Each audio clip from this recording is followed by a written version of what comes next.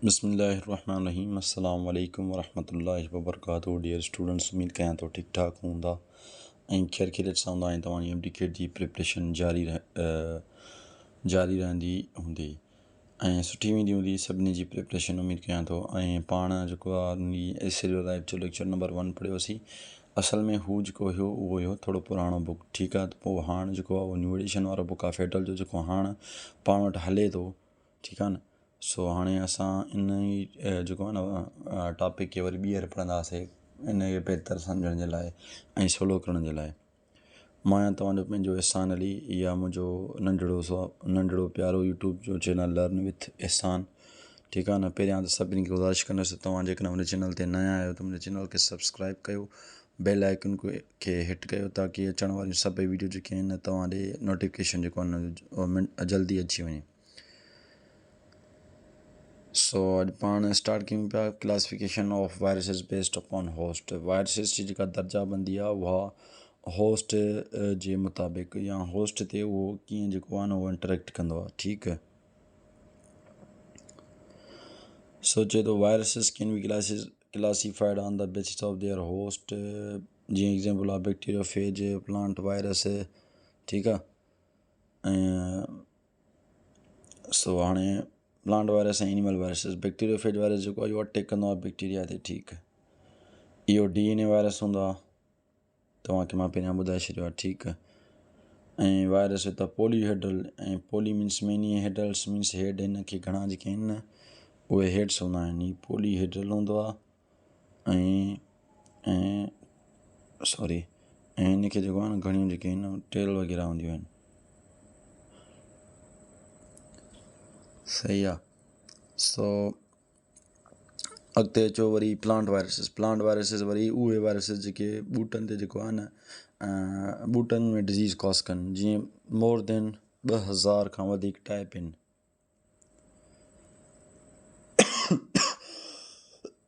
Sorry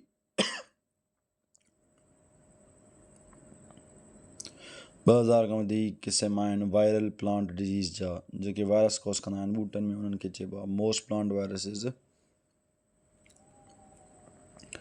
जेके आहिनि उहे डिस्कवर थिया till to date, including tobacco mosaic virus having an RNA genome. घणा जेके वायरस थिया उहे डिस्कवर थिया न इंक्लूडिंग तोबेकोमोदिक वायरस सां गॾु शामिलु हुया, जिन्हनि खे छा हो RNA जीनोम हो। RNA जीनोम यानी RNA उन्हनि जो छा चइजे खणी genetic genome means genetic material. RNA उन्हनि जो जेको आहे न हुयो जेनेटिक मटीरियल, ठीकु आहे। Many viruses have rod shaped. चयो जेके प्लांट वायरसिस हूंदा आहिनि न उहे घणो करे रोड शेप्ड हूंदा आहिनि।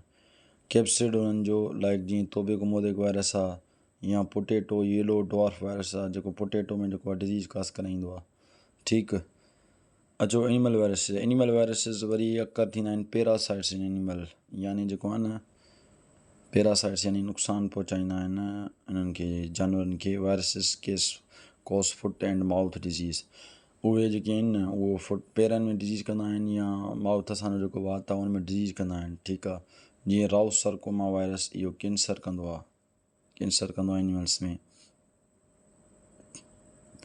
ठीकु। In many viral infections virus attack कंदा आहिनि, डिस्ट्रॉय कंदा आहिनि सर्टेन सेल्स खे।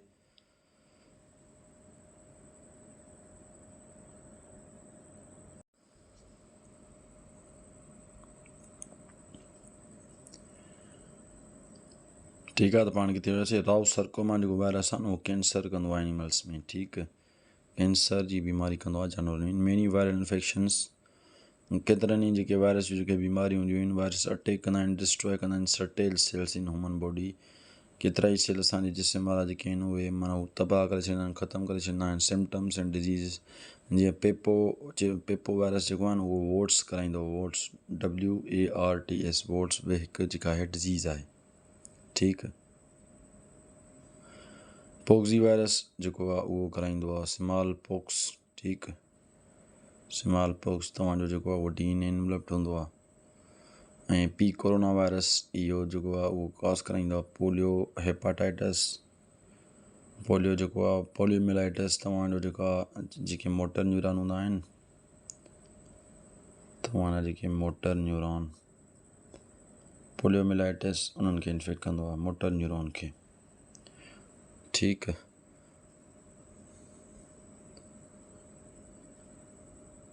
ऐं हेपाटाइटिस ए थी वई। ऐं पैरामोक्सी वायरसिस जेके आहिनि उहे मेज़लिस ऐं मम्स कॉस कराईंदा आहिनि। इहे लार्जेस्ट वॾे में वॾा एनिमल वायरस आहिनि। लार्जेस्ट एनिमल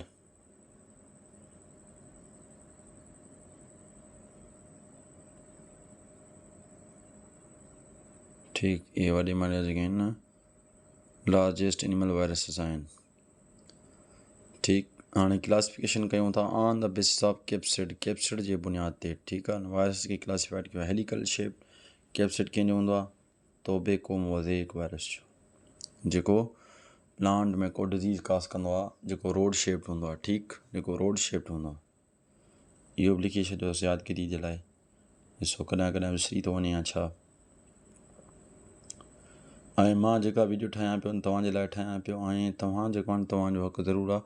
तव्हां मूंखे लाइक कमेंट कयो, सपोर्ट कयो, ॿुधायो त मुंहिंजी किथे का ग़लती या का शइ या तव्हांखे ॻाल्हि सम्झ में किथे नथी अचे त मां अञा वधीक जेको आहे न पंहिंजो माना सही तरीक़े सां ठाहियां। ॿियो वरी बी थिया पॉलीहेड्रल कैप्सिड। पॉलीहेड्रल कैप्सिड में तव्हांजो अची वञे थो एडिनो वायरस। एडिनो वायरस छा कास कराईंदो आहे? कॉमन कोल्ड कास कराईंदो आहे।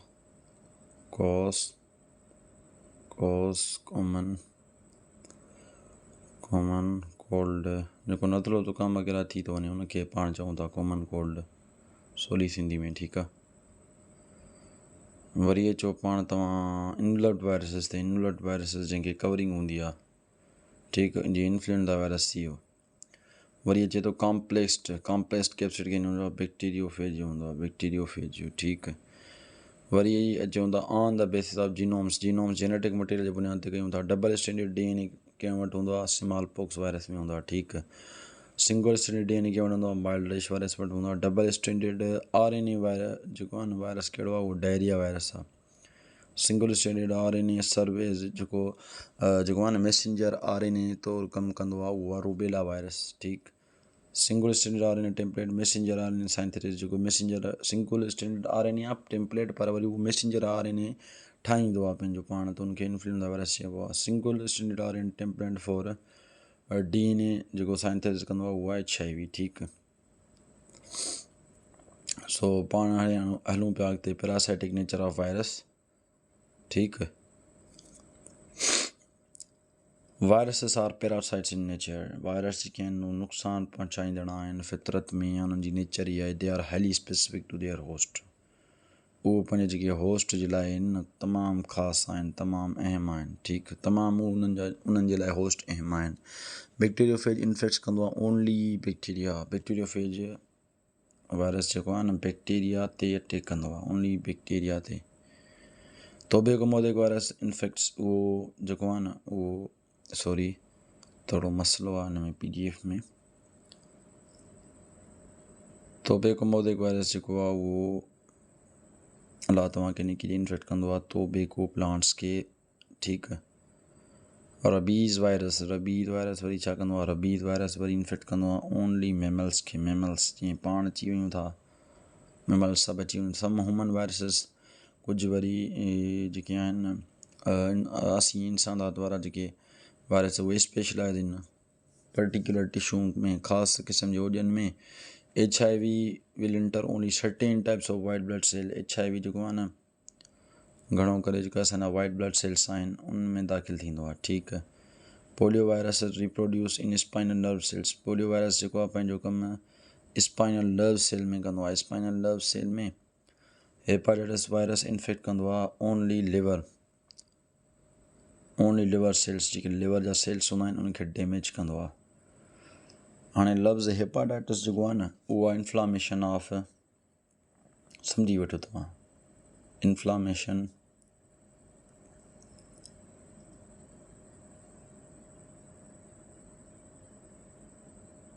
लिवर।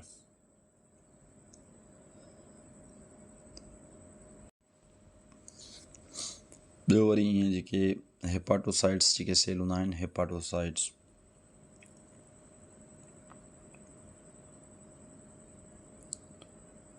हेपाटोसाइट्स उहे लिवर जा सेल्स हूंदा आहिनि। ठीकु, उन्हनि खे चइबो आहे लिवर सेल्स, उहे रिवल सेल्स हूंदा आहिनि। ठीकु, जीरे वारा सेल्स। ठीकु, सो ह्यूमन कोल्ड वायरस वरी इन्फेक्ट कंदो आहे only cells lining upper respiratory tract जेका हूंदी आहे न, उहा मथी निका रेस्पिरेटरी ट्रैक्ट असांजी हूंदी आहे। ठीकु, उन खे actually virus have protein spikes. Viruses खे छा हूंदो आहे, हिकु प्रोटीन स्पाइक्स हूंदा आहिनि,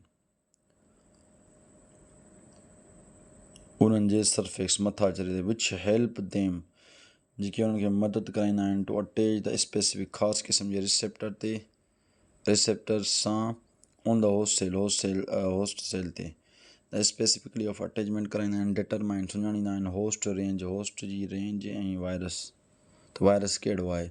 पोलियो वायरस इंटर थींदो आहे सेल्स में ओनली ह्यूमन्स, जानवर में अदर प्राइमेट्स से rabies virus can enter all mammalian cell. Rabies virus वरी जेको आहे सभिनी मेमेलियन सेल में दाख़िल थींदो आहे। सम्झो तव्हां। चलो हाणे अॻिते हलूं पिया पाण। असल में इहो आहे जो PMDC वारनि जेके टॉपिक न आहिनि उहे पाण पढ़ी विया आहियूं, पर मुंहिंजो इहो आहे त मां सॼो चैप्टर तव्हांखे डिटेल सां सही सां सम्झायां, तव्हांजो कॉन्सेप्ट ठहे, छो जो जेके टॉपिक्स आहिनि उहे हिक ॿिए सां कनेक्टेड आहिनि एंड में बि IB वारा जेको आहिनि सवाल ॾेई पिया सघनि हिननि मां। So viruses must require host cell to complete life cycle. A virus must have to host cell to parasites in order to complete its life cycle because viruses are obligate intracellular parasites जो मतलब आहे they survive, उहे सिर्फ़ जेको आहिनि survive मौजूदु रही सघनि था inside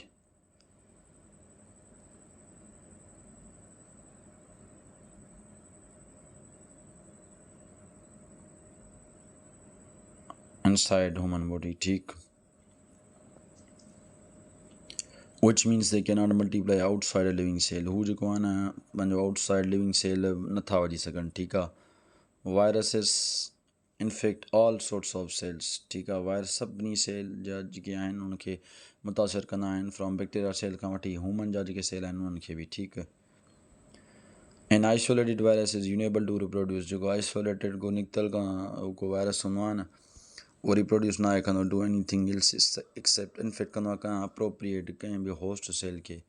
viruses lake metabolic enzymes न हूंदा, राइबोसोम्स न आहिनि हूंदा। ठीकु, फॉर मेकिंग प्रोटीन ठाहिण जे लाइ, देयरफॉर दे नीड होस्ट। पोइ उन्हनि खे जेको आहे होस्ट जी ज़रूरत पवंदी आहे, पाण जेको कंप्लीट कंदा आहिनि लाइफ साइकिल माना ज़िंदगी जो जेको आहे न चक्कर जीअं ज़िंदगी में चऊं लाइफ साइकिल। ठीकु, अॻिते हलूं पिया। Viruses can pass unfavourable condition outside the host. Viruses जेके आहिनि उहे पास थी था सघनि अनफेवरेबल माना सही जेका हालत आहे कंडीशन आहे उन्हनि जे लाइ न आहे। ठीकु आहे, तो virus unlike other living organs do not need food to survive. Virus खे जेको आहे खाधो न आहे खपंदो ज़िंदा रहण जे लाइ। दे रिमेन डोमेंट और इनएक्टिव हूंदा आहिनि, इनएक्टिव हूंदा आहिनि या हू कमु न आहिनि कंदा होस्ट जी बॉडी खां जेकॾहिं ॿाहिरि हूंदा आहिनि। बीइंग टाइनी तमामु सन्हा हूंदा आहिनि, they are threatened by the other micro organism. ॿिनि माइक्रो ऑर्गेनिज़म जेको आहे उन्हनि खां ख़तरो हूंदो आहे। ठीकु, they only concern would be the pH temperature. सिर्फ़ु उन्हनि खे जेको आहे न कंसर्न तालुक़ु या उन्हनि जो जेको ख़तरो आहे उहो pH temperature as these would denature the protein. इहे जेको आहे न जा जेके प्रोटीन वग़ैरह आहिनि न तमामु हाई टेम्परेचर थींदो त पोइ उन्हनि जा प्रोटीन वग़ैरह जेके डेनेचर ख़तमु थी वेंदा, तबाह थी वेंदा। ठीकु, वायरुलेंस जेको वायरस जो आउटसाइड द होस्ट इहो मेंटेन कंदो आहे सर्टेन पीरियड ऑफ टाइम, ऐं इहो जेको टाइम पीरियड आहे न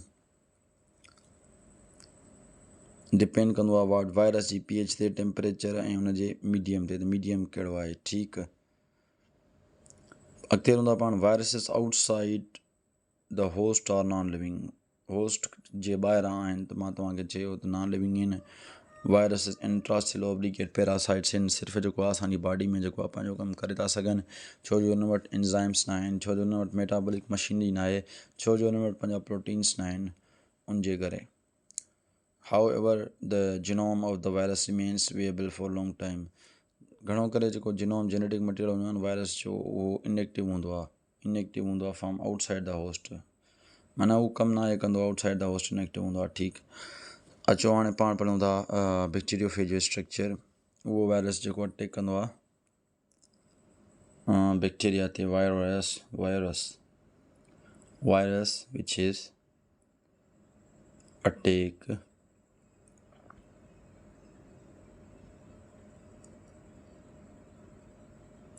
on bacteria is called bacteriophage.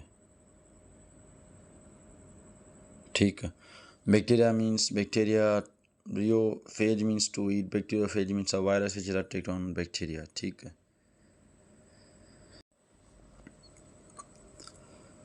सो चवनि था it is generally virus structure जेको या बैक्टीरिया जो आहे न उहो टेडपोल शेप्ड हूंदो आहे। छा हूंदो आहे? टेडपोल शेप्ड वायरस हूंदो आहे। ठीकु, हाणे हीअ तव्हां ॾिसो, हीअ इन जो हेड आहे, इन जो स्ट्रक्चर तव्हां ॾिसो, हीअ इन जो हेड आहे, हीअ हिन जी नेक, हीअ हिन जी टेल। ठीकु, हीअ हिन जा टेल फाइबर आहिनि, हीअ हिन जा टेल,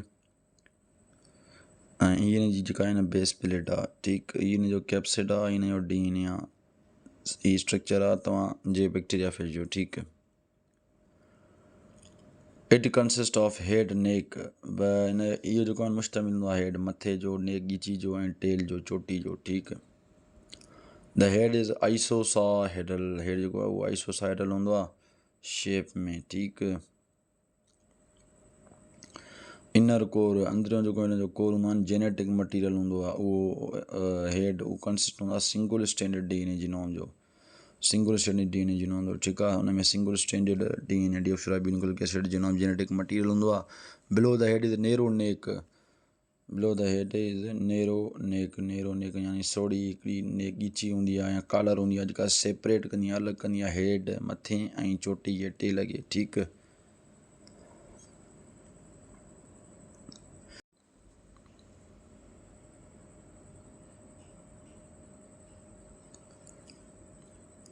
ठीकु, त बिलो द हेड इज़ नैरो नेक हूंदी अथसि, थोरी ॻीची हूंदी अथसि, ऐं कॉलर हूंदी अथसि जेका सेपरेट कंदी आहे, अलॻि कंदी आहे हिन जो हेड ऐं हिन जी जेका आहे tell.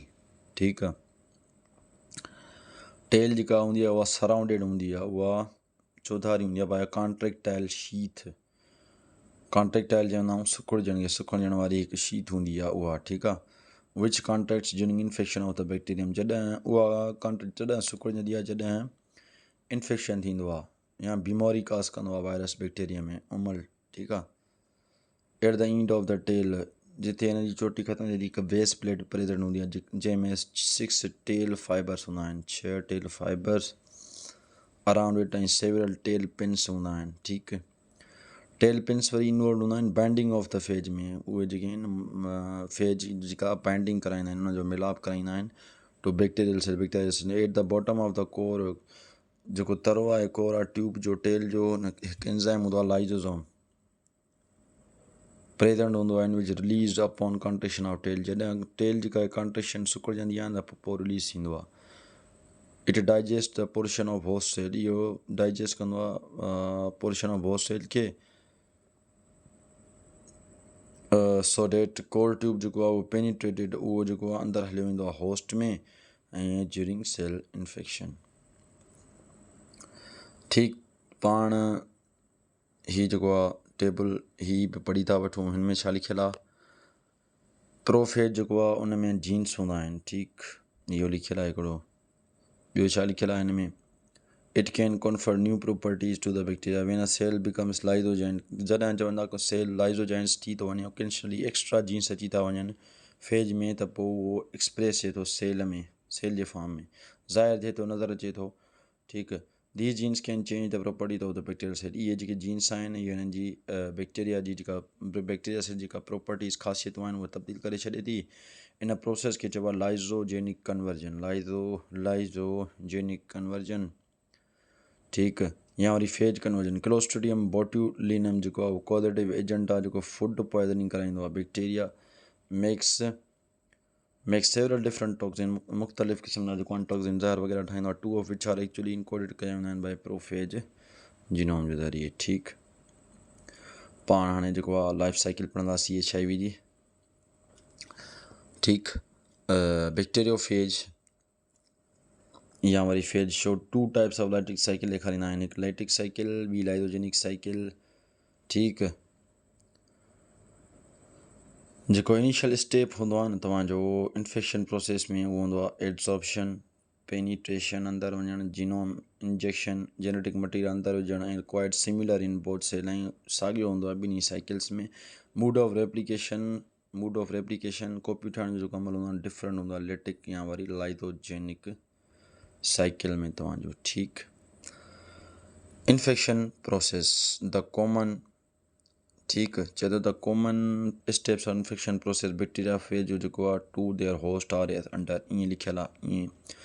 First step in infection, पहिरियों स्टेप जेको आहे इन्फेक्शन में उहो आहे process is adsorption of the phage. Adsorption of phage जी कई वेंदी। ठीकु, यानी जेको को वायरस ईंदो ऐं बैक्टीरिया में एंटर थींदो आहे न त पोइ हू जेको आहे न हुनखे टुरण जी कोशिशि कंदो फेज बैक्टीरिया जे सेल खे। This step mediated by the tail fibres. इहो स्टेप जेको आहे न उहो स्टार्ट कयो वेंदो, शुरू कयो वेंदो टेल फाइबर जे ज़रिए ऐं टेल पिन स्पाइक्स जे ज़रिए। स्पाइक्स छा हूंदा आहिनि? स्पाइक्स जेके आहिनि उहे डिटरमाइन कंदा आहिनि असांजी वायरस जा, त सुञाणींदा आहिनि त जेके वायरस जा जेके सेल आहिनि उहे कहिड़ा आहिनि, या असांजी बॉडी जा आहिनि या बैक्टीरिया जा कहिड़ा आहिनि। उहे स्पाइक्स जेके आहिनि उहे सुञाणप, सेल जी सुञाणप करण जे लाइ हूंदा आहिनि, वायरस जी सवलाई जे लाइ हूंदा आहिनि। ठीकु, so phage attach to specific, phage जेको आहे अटैच थींदो आहे स्पेसिफिक ख़ासि क़िस्म जे रिसेप्टर्स सां, बैक्टीरिया जे सेल सां। पेनिट्रेशन, जॾहिं बाइंडिंग थी वेंदी आहे, जॾहिं फेज जेको आहे मिली वेंदो आहे बैक्टीरिया में, वायरस जेको आहे मिली वेंदो आहे बैक्टीरिया में, रिज़ल्ट्स इन कॉन्ट्रेक्शन थींदी आहे शीथ जी जेका आहे कॉन्ट्रेक्शन, शीथ सुकिड़जंदी आहे ऐं रिलीज़ थींदो आहे लाइज़ोसोम्स जेको डाइजेस्ट कंदो आहे पोर्शन ऑफ बैक्टीरिया जे इनवलप खे as a result of hollow core tube, वरी पुश्ड हिकु बि आहे थ्रू द बैक्टीरियल इनवलप। ठीकु,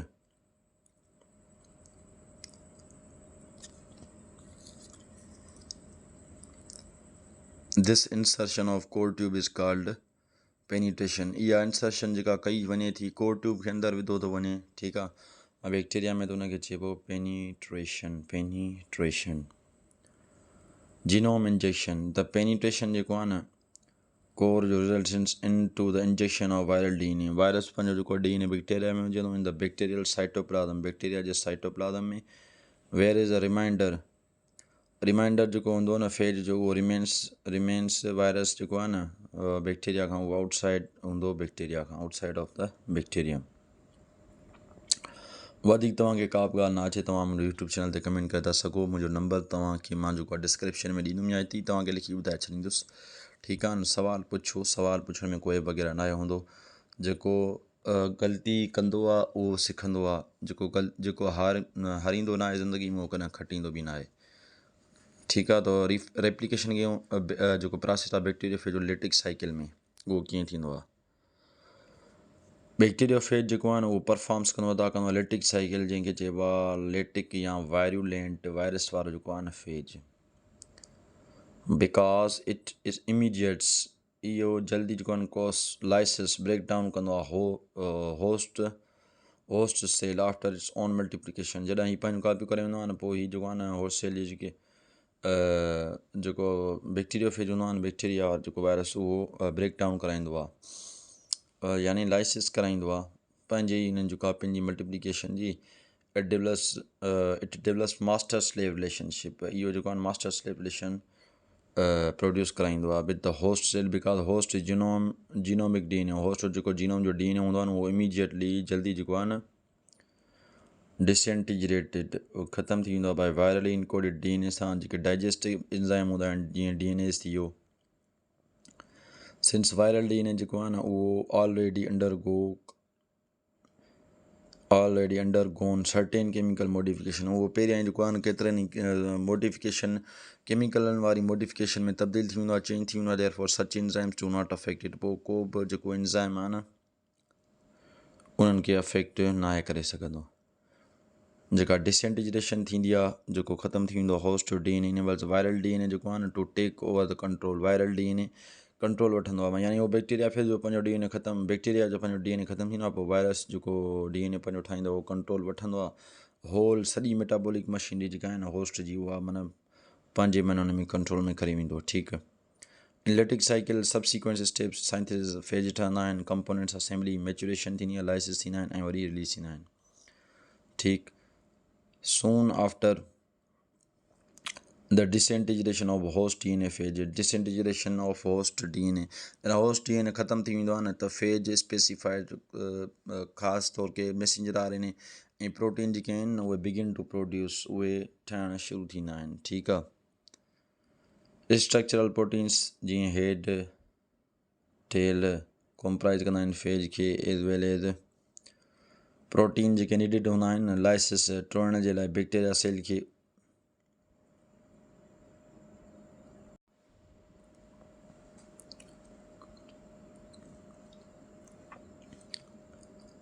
न्यूक्लिक एसिड इज़ देन, ठीकु आहे, न्यूक्लिक एसिड वरी पोइ पैकेज्ड इनसाइड द हेड, हुनखे पैक कयो वेंदो आहे जेको हेड हूंदो आहे हुन में, ऐं then tail is added to the head, पोइ टेल खे वरी एड कयो वेंदो आहे हेड में, हुनजे मथे में। असेंबली जेका हूंदी आहे फेज जी कंपोनेंट्स जी, उहा थींदी आहे mature infective phase particle. Mature infective phase माने वायरस हो जेको, उहो फेज जेको अटैक करे थो हुनजे बैक्टीरिया ते, उनखे चइबो आहे मैच्योरेशन फेज। विथिन 20 खां 25 components 20 minutes approximately 200 phase particles produce, 200 जेको फेज वायरस जेको आहे पंहिंजूं कापियूं ठाहींदो।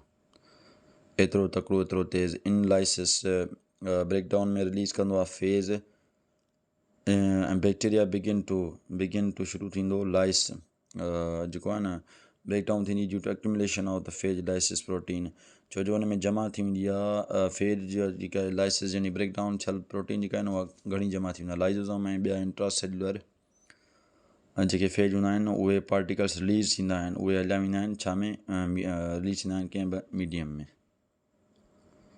ठीकु। सो पाण रेप्लिकेशन ऑफ बैक्टीरियोफेज इन लाइजोजेनिक साइकिल अॼु पढ़ूं पिया, बाक़ी जेको आहे ॿियो सुभाणे टॉपिक पढ़ंदासीं। ठीकु आहे, छो जो वीडियो जेको आहे उहा काफ़ी लेंथी थी वई आहे ऐं तव्हां उमेद कयां थो तव्हां बोर न थींदा, तव्हांखे कॉन्सेप्ट सम्झ में ईंदो हूंदो।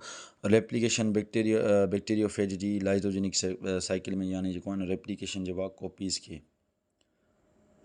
ठाहिणु। ठीकु आहे न, कॉपीज़ वायरस पंहिंजो जेके आहिनि कॉपीज़ ठाहींदो आहे त उनखे पाण असां रेप्लिकेशन चवंदा आहियूं। ठीकु आहे।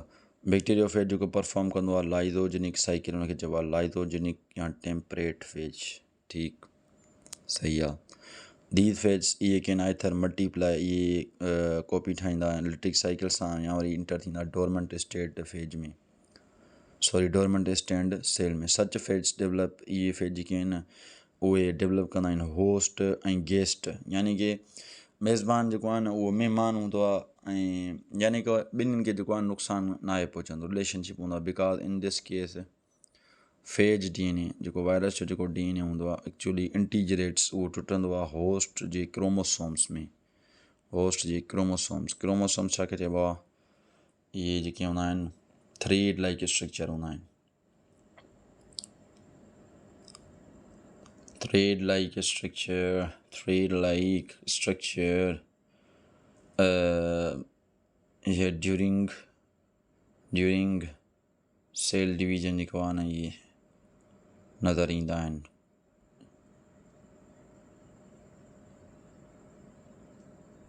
ठीकु, एंड इज़ रेप्लिकेटेड, ऐं हिनखे रेप्लिकेटेड कयो वेंदो आहे along the host chromosome, host जी क्रोमोसोम्स यानी होस्ट जो क्रोमोसोम हूंदो आहे उन सां, and passed on to daughter cell, ऐं हुनजो जेको डॉटर सेल हूंदो आहे न, यानी छोकिरी जो जेको सेल हूंदो आहे या जेनेटिक मटेरियल उन ॾे कयो वेंदो आहे। दिस इंटीजरेटेड स्टेज जेका आहे न फेज DNA जी, उनखे चइबो आहे टर्म्ड प्रोफेज चइबो आहे कंहिंखे प्रो वायरस खे, प्रो वायरस या पर्वो वायरस तव्हां कंफर्म करे वठिजो। ठीकु आहे. This process is known as lysogeny. हिन प्रोसेस खे चइबो आहे lysogeny. And the bacteria harbouring prophage आहे, हिनखे चइबो आहे लाइथोजेनिक बैक्टीरिया. ठीकु. ऐं हीअ जेको आहे लाइथोजेनिक ऐं लिटिक ऐं लाइथोजेनिक लाइफ साइकिल जेको आहे न लाइ हिते हिन खे तव्हां जेको आहे न तव्हांजो पंहिंजो होमवर्क आहे, सही सां पढ़ो, डायग्राम खे सम्झो ऐं प्रोसेस जेको आहे न उहो कीअं थिए थो. ठीकु आहे न. या वरी मां तव्हांखे पंहिंजी सम्झाइणी जे मुताबिक़ मां पंहिंजी जेका नॉलेज आहे उन जे मुताबिक़ तव्हांखे सम्झायां पियो. ठीकु. पहिरियां छा पियो थिए, पहिरियां जेको आहे न फेज अटैच थिए थो रिसेप्टर साइट्स ते. जेका रिसेप्टर जी साइट हूंदी आहे न हुन ते अटैच थिए थो. ठीकु. इन दर बैक्टीरिया सेल ॿिए जेको बैक्टीरिया सेल हुन ते अटैच थिए थो. वाल पेनिट्रेट्स इट ऐं हुनखे जेको आहे न टोड़े थो, हुनखे अंदरि घुसण जी कोशिशि थो करे, इंसर्ट करे थो DNA ऐं पंहिंजो DNA जेको आहे न हुन में अंदरि विझे थो. ठीकु आहे. इहो आहे स्टेप तव्हांजो 1. स्टेप 2 में छा थो करे, फेज DNA जेको वायरस वारो DNA आहे न उहो इंसर्ट करे थो इट सेल्फ, पंहिंजो पाण वारो जेको DNA आहे उनखे बैक्टीरिया जे क्रोमोसोम में अंदरि विझे थो. केॾो हरामी आहे, ॾिसो केॾा कम हरामी आहिनि वायरस जा. ठीकु आहे. 3 नंबर त हिते लिखियलु त न आहे.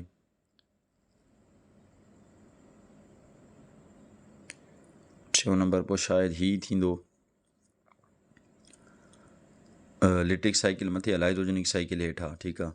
सो लिटिक साइकिल में छा थींदो आहे, जेका कोलर शीथ हूंदी आहे न, बेस प्लेट्स हूंदियूं आहिनि, हैव बीन उहे अटैच थींदियूं आहिनि हेड सां, जेको बैक्टीरिया जो हेड मथो हूंदो आहे न, ऐं टेल फाइबर्स वरी एडिड लास्ट, उहे वरी आख़िरि में जेको आहे न जमा थींदियूं आहिनि. Bacteria cell lysis, bacteria cell breakdown थींदी आहे, रिलीज़ कंदो आहे completed infective phage. Infective phage जेके वायरस जेके बैक्टीरियो फेज वारा जेके वायरस हूंदा आहिनि उहे. ठीकु आहे.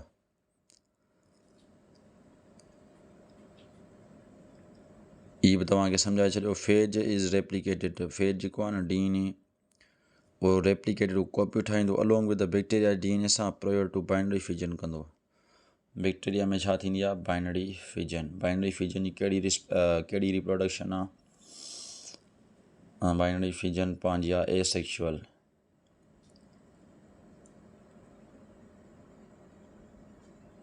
एसेक्शुअल रिप्रोडक्शन सिंपल में सिंपल आहे. ठीकु.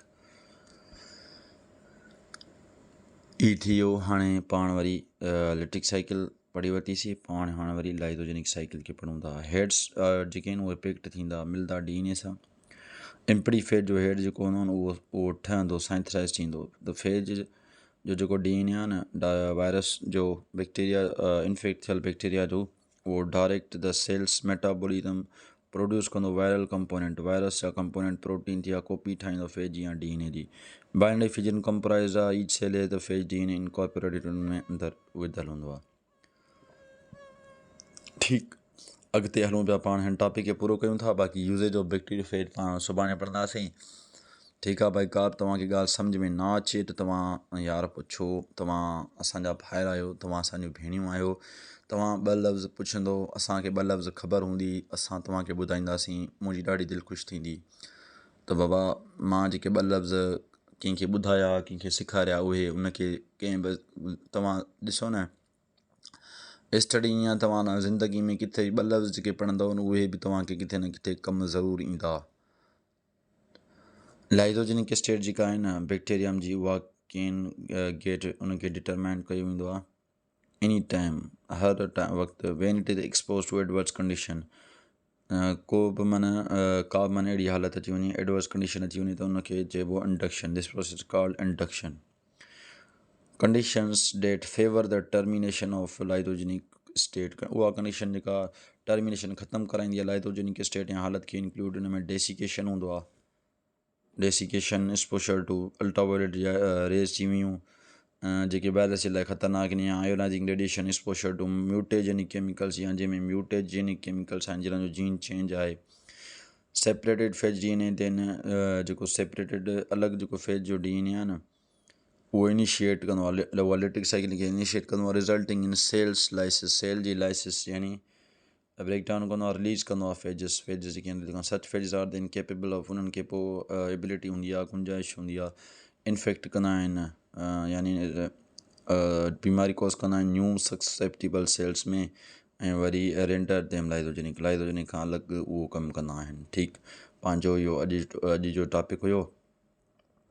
पाण जेको आहे अॼु पढ़ियोसीं classification of viruses, classification of viruses based upon structure on the basis of genome पढ़ियासीं, parasitic nature, viruses must require house cell to complete कीअं कंदा पंहिंजी लाइफ साइकिल ज़िंदगी जो फेरो। ई बैक्टीरियोफेज पढ़ियोसीं, बैक्टीरियोफेज जे स्टेप्स पढ़ियासीं, लिटिक साइकिल, लाइजोजेनिक साइकिल्स। उमेदु कयां थो त मुंहिंजो हीउ जेको अॼु जो तव्हांखे लेक्चर आहे इहो पसंदि आयो हूंदो ऐं तव्हांजा ॿिया जेके मिटमाइट MD-CAT नम्स BSN या का मेडिकल बेस प्रोग्राम जी तयारी करे रहिया आहिनि त हीअ वीडियो उनजे लाइ तमामु अहम आहे। तव्हां पंहिंजे मिटमाइटनि खे शेयर कयो। ठीकु आहे, जज़ाकल्ला, अस्सलामु अलैकुम वरहमतुल्लाहि वबरकातुहू। अल्लाह हाफ़िज़, वरी मिलंदासीं ॿिए वीडियो में। बाक़ी तव्हां सभिनी खे गुज़ारिश आहे, तव्हां मुंहिंजे चैनल ते जेकॾहिं नवां आहियो त बराए करम मुंहिंजे चैनल खे सब्सक्राइब कयो ऐं बेल आइकन खे हेठि कयो त अचण वारियूं सभु वीडियो जेको आहिनि तव्हां ॾे पहिरीं अचनि। अल्लाह हाफ़िज़, जज़ाकल्ला।